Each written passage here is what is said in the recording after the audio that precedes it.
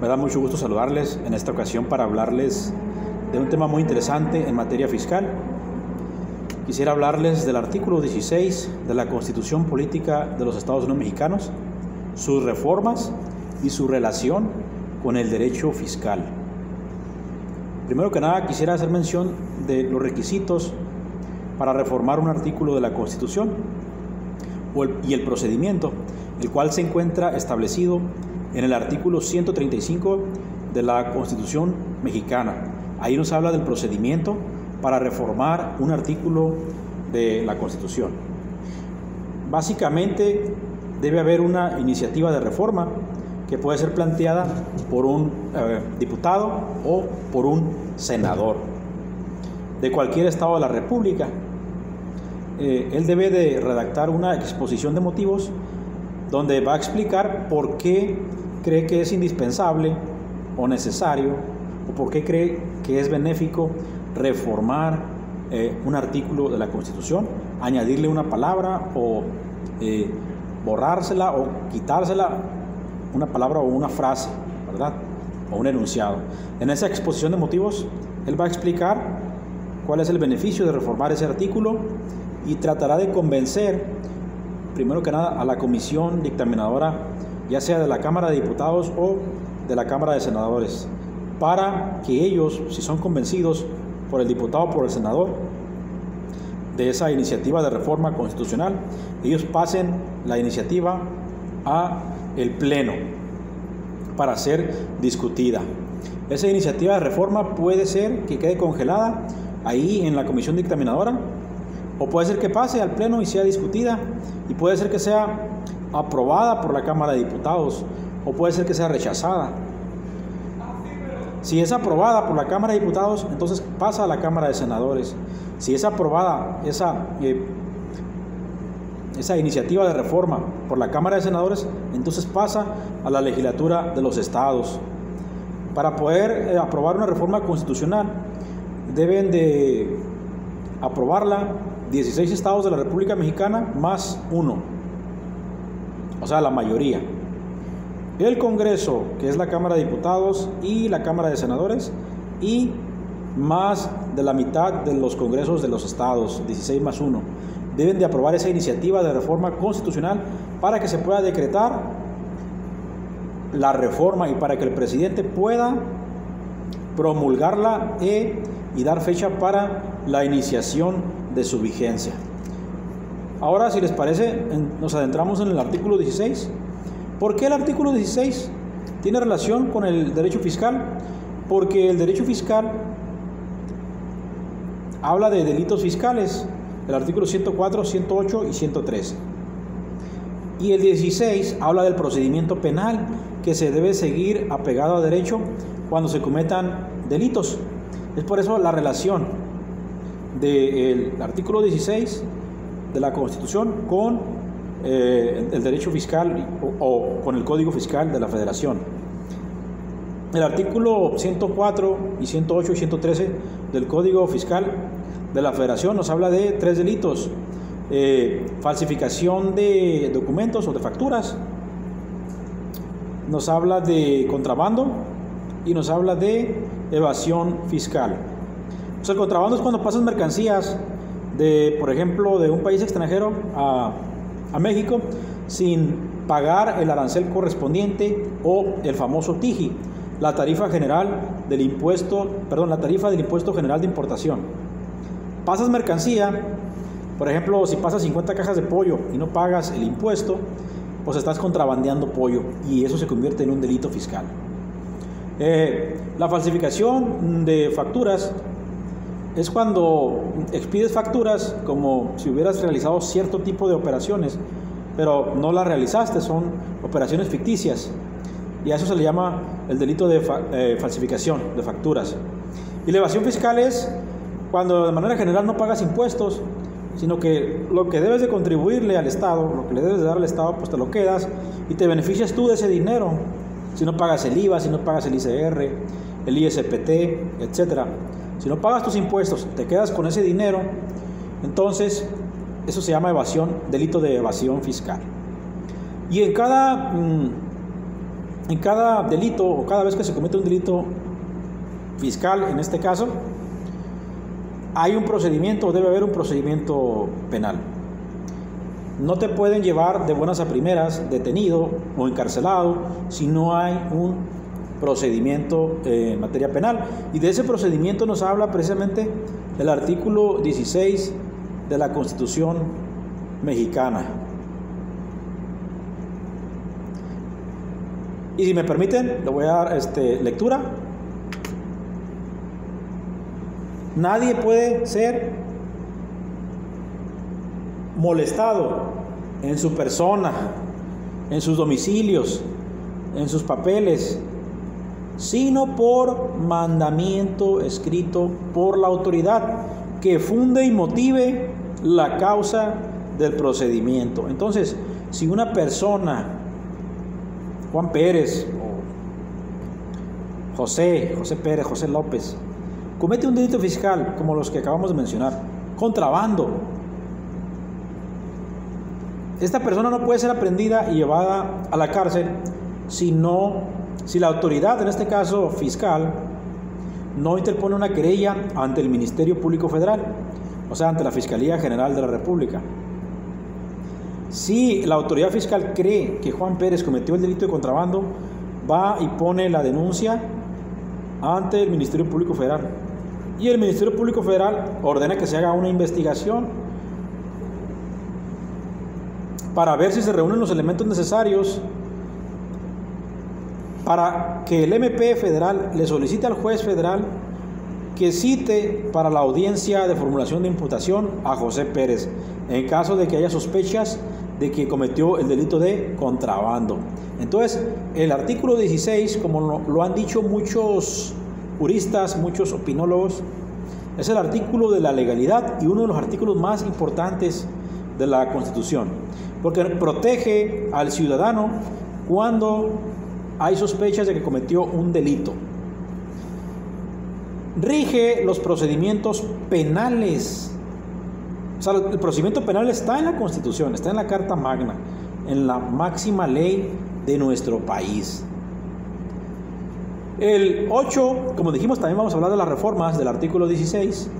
El 8 de marzo del 99 se reforma el segundo párrafo del artículo 16. Dice: no podrá librarse orden de aprehensión sino por la autoridad judicial, y sin que preceda denuncia o querella de un hecho que la ley señale como delito, sancionado cuando menos con pena privativa de libertad. Así decía el 8 de marzo del 99. Y el 1 de junio del 2009 se reformó este párrafo. Le quitaron el cuando menos, dice, cuando menos con pena privativa de libertad. Se lo quitaron y fíjese cómo quedó. El 1 de junio del 2009, no podrá librarse orden de aprehensión sino por la autoridad judicial y sin que preceda denuncia o querella de un hecho que la ley señale como delito, sancionado con pena privativa de libertad. Aquí ya no dice cuando menos, aquí dice ya con pena privativa de la libertad. Nos está hablando del procedimiento en materia penal, este artículo, el artículo 16, el artículo de la legalidad. Cuando una persona cuando la autoridad tiene sospechas fundadas de que una persona cometió un delito fiscal, ahí está la base de la legalidad en el artículo 16. Si un juez no libra una orden de arresto o no lo manda a llamar para la audiencia de formulación de imputación, la policía no te puede arrestar y te puede llevar detenido. Sigue diciendo el artículo 16: la autoridad que ejecute una orden judicial de aprehensión deberá poner al inculpado a disposición del juez sin dilación alguna y bajo su más estricta responsabilidad. La contravención a lo anterior será sancionada por la ley penal. ¿Quiénes son las autoridades que ejecutan órdenes judiciales? O sea, la orden de un juez. Pues la policía es la que arresta a los ciudadanos cuando un juez efectivamente emite una orden de aprehensión, ¿verdad? Sigue diciendo el artículo 16: En los casos de delito flagrante, cualquier persona puede detener al indiciado. Ahí está. Cuando hay flagrancia en un delito, en este caso, como estamos hablando de la materia fiscal, si una persona es sorprendida en flagrancia cometiendo un delito fiscal, por ejemplo el contrabando, pues puede ser detenida. La ley dice que sí, la Constitución dice que sí. Si hay flagrancia, puede ser detenida por cualquier persona y ponerlo sin demora a la disposición de la autoridad inmediata. Así decía ese artículo en 1993, pero vamos a ver con la reforma, porque estamos hablando también de las reformas del 16. La reforma del 26 de marzo del 2019 quedó de la siguiente manera: cualquier persona puede detener al indiciado en el momento en que esté cometiendo el delito, o sea, flagrancia, cuando hay flagrancia, o inmediatamente después, ¿verdad? Es más específico, la reforma es más específica. O inmediatamente después de haberlo cometido. Y luego dice, poniéndolo sin demora a disposición de la autoridad civil. Acá arriba, antes de la reforma decía, debe de ponerlo sin demora a disposición de la autoridad inmediata. No era muy específico, era algo ambiguo. O sea, lo detiene la persona cuando lo ve en flagrancia y lo pone a disposición de la autoridad inmediata. Así decía en 1993, pero cuando se reforma el 26 de marzo del 19, dice, lo detiene en flagrancia cualquier persona y lo pondrá sin demora a disposición de la autoridad civil. Esto es, pues la policía, es lo que entiendo, que es la autoridad civil más cercana. Y esta con la misma prontitud, o sea, la policía con la misma prontitud a la del Ministerio Público,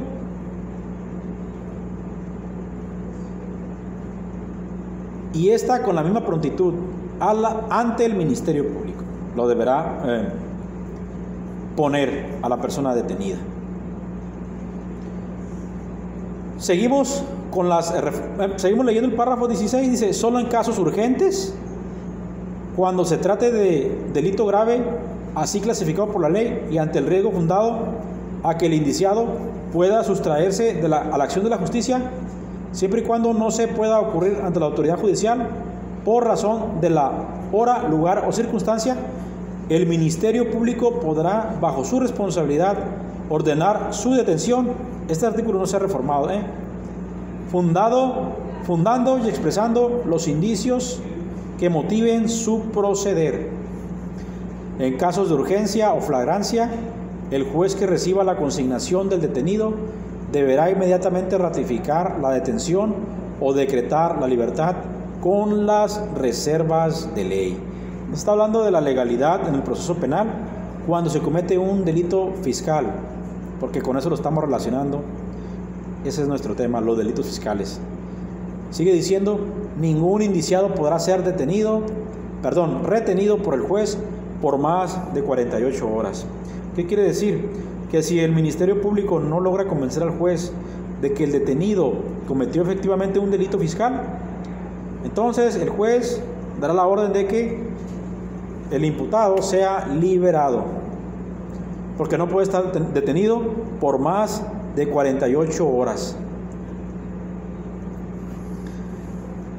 El 3 de julio del 96, hablando de las reformas al artículo 16, se reforma nuevamente el artículo 16, se le adicionan 2 párrafos como 9º y 10º, quedando de la siguiente manera: las comunicaciones privadas son inviolables. Así es, y conforme a la Declaración Universal de Derechos Humanos, pues los ciudadanos tenemos derecho a la privacidad de las comunicaciones, ¿no?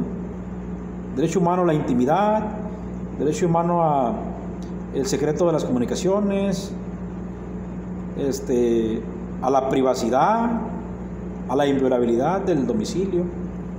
Por eso dice, con los párrafos que la añadieron, las comunicaciones privadas son inviolables. La ley sancionará penalmente cualquier acto que atente contra la libertad y privacidad de las personas. Y sigue diciendo el otro párrafo, exclusivamente la autoridad judicial federal, a petición de la autoridad federal que faculte la ley o del titular del Ministerio Público, de la entidad federativa correspondiente podrá autorizar la intervención de cualquier comunicación. Bueno, arriba dice que son inviolables, ¿verdad? Vamos bien. Pero si el Ministerio Público le solicita al juez que le dé permiso para acceder a las comunicaciones, para intervenir las comunicaciones de una empresa, de una persona, el juez puede concederle esa petición al MP o al interesado. Pero más abajito dice que el juez no podrá conceder esas peticiones cuando se trate de la materia fiscal, laboral, civil y mercantil. O sea, a pesar de que las comunicaciones son inviolables, el juez puede permitirle a los investigadores que intervengan las comunicaciones de empresas o de personas, exceptuando en materia fiscal, electoral, mercantil, laboral y civil. Sigue diciendo el artículo 16: en toda orden de cateo que solo la autoridad judicial podrá expedir, a solicitud del Ministerio Público, se expresará el lugar que ha de inspeccionarse. Hay veces que las autoridades fiscales tienen sospechas fundadas de que una empresa está cometiendo un delito o está defraudando al fisco, o no le están entregando o no está declarando lo que gana. Entonces, la autoridad fiscal, en este caso, en la cuestión de los delitos fiscales, puede solicitarle al Ministerio Público que éste a su vez solicite al juez que les extienda o que les conceda una orden de cateo para catear las oficinas de esa empresa, porque ellos creen que se está cometiendo fraude o algún delito fiscal.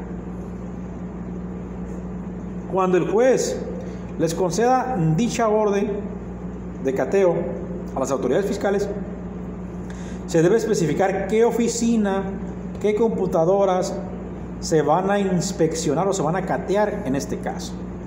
Porque si la orden dice vas a inspeccionar la oficina tal, solamente la oficina tal vas a inspeccionar.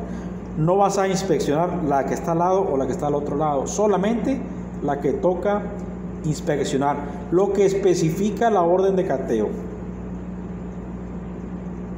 Sigue diciendo casi el último párrafo ya casi del artículo 16. En cuanto a la materia fiscal se refiere, dice: la autoridad administrativa podrá practicar visitas domiciliarias. Así es, esto va en concordancia con el artículo 42 y 42A del Código Fiscal de la Federación, donde se especifican las visitas, las condiciones de las visitas domiciliarias de las autoridades fiscales.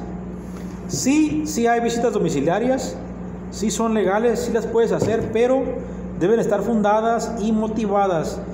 Y al igual que la orden de cateo, debe especificarse por qué motivo se está llevando a cabo esa visita domiciliaria. Como ya sabemos, la autoridad fiscal, el visitador, debe de identificarse cuando llega al domicilio.